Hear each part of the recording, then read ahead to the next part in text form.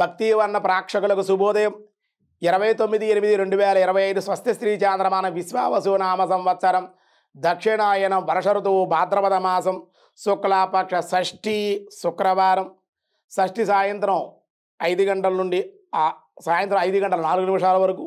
స్వాతి నక్షత్రం ఉదయం 10 గంటల 32 నిమిషాల వరకు. అనంతరం విశాఖ నక్షత్రం.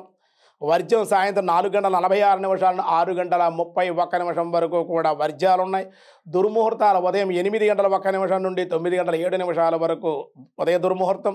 మధ్యాహ్నం మళ్ళీ 12 గంటల 26 నిమిషాల నుండి 1 గంట 16 నిమిషాల వరకు కూడా దుర్ముహూర్తాలు. సూర్యోదయం 5:48, సూర్యాస్తమయం 6:17. అమృత గడియలు తెల్లవారుజామున 3 గంటల 25 నిమిషాల నుండి 5 గంటల 9 నిమిషాల వరకు. రాహుకాలం ఉదయం 10 గంటల 30 నిమిషాల నుండి 12 గంటల వరకు రాహుకాలం.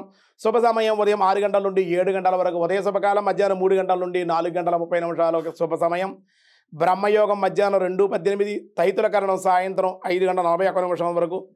వినాయక నవరాత్రి మహోత్సవాలలో తృతీయ దివసం ఈరోజు 3వ రోజు. విశేషంగా వినాయకుడిని వేళ ఆరాధిస్తూ ఉంటారు. ఈరోజు వినాయకుడిని నిన్న మనం తరుణ గణపతిగా ఆరాధన చేసుకున్నాం. 3వ రోజు కాబట్టి భక్త విఘ్నేశ్వరుడుగా మనం భక్త వినాయకుడిని ఆరాధన చేస్తూ ఉంటాం. చాలా విశేషమైనటువంటిదిగా మనకి చెప్పబడుతుంది. అయితే ఈ భక్త వినాయకుడు భక్తులను అనుగ్రహించడానికి, విఘ్నాలు తొలగించడానికే ఉంటాడు ఆయన.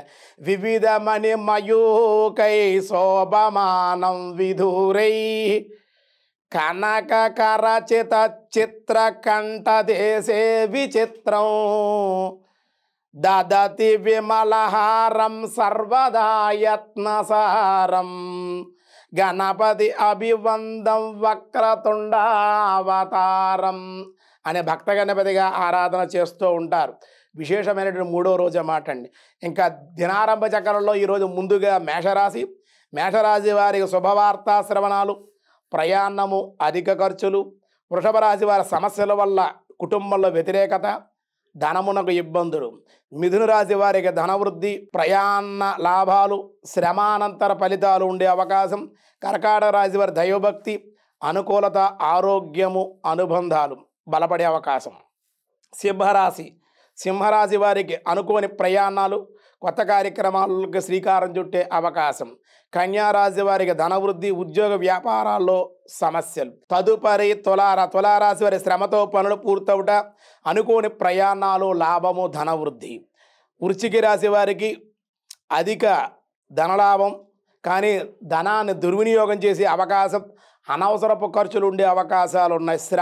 శ్రమతో కూడిన పనులు నెరవేరే అవకాశం. ధనుసు రాశి వారికి ఉద్యోగ లాభాలు, అలాగే వ్యాపార అనుకూలతలు, ఆనందము, దేవాలయ దర్శనాలు. మకర రాశి వారికి దేవాలయ దర్శనాలు, శ్రమతో కూడిన ధనవృద్ధి, బంధువుల రాక ఆనందాన్ని ఇచ్చే అవకాశం. కుంభరాశి వారి దూర ప్రాంత ప్రయాణాలు, ధనయోగం, ఆరోగ్య లాభాలు. మీనరాశి వారికి అధిక ఖర్చులు, కోపము అధికముగా ఉండుట, అనారోగ్యరీత్యా శ్రమ, అధిక ధన వ్యయం కూడా వీళ్ళకి కనబడుతూ ఉంది. వ్యాసాయ విష్ణు రూపాయ వ్యాస రూపాయ విష్ణవే. నిన్న వరుణ అనుకున్న ఈవేళ వారుణ. ఓం వారుణాయ నమః. వారుని కుమారుడు వరుణుడు అనబడ్డాడు. ఈ వరుణుడు వశిష్ఠ అగస్యాదులకు వరుణ కుమారులుగా చెప్పబడుతున్న, అంటే వరుణ కుమారుడి వశిష్ఠుడుగాను అగస్యులుగాను చెబుతూ ఉంటారు దేవతలంతా అని చెప్తున్నారు. వీరిరువురు కూడా మహాత్ములు, భగవద్విభూత శుభరితులై అగుడ చేత భగవానుడు వారుణ అని పిలువబడ్డాడు. కాబట్టి ఆ నామంగా స్తమనీయుడయ్యారని చెప్పారు. మిగతా విషయాలు రేపు చూద్దాం. ఈరోజు స్వస్తి.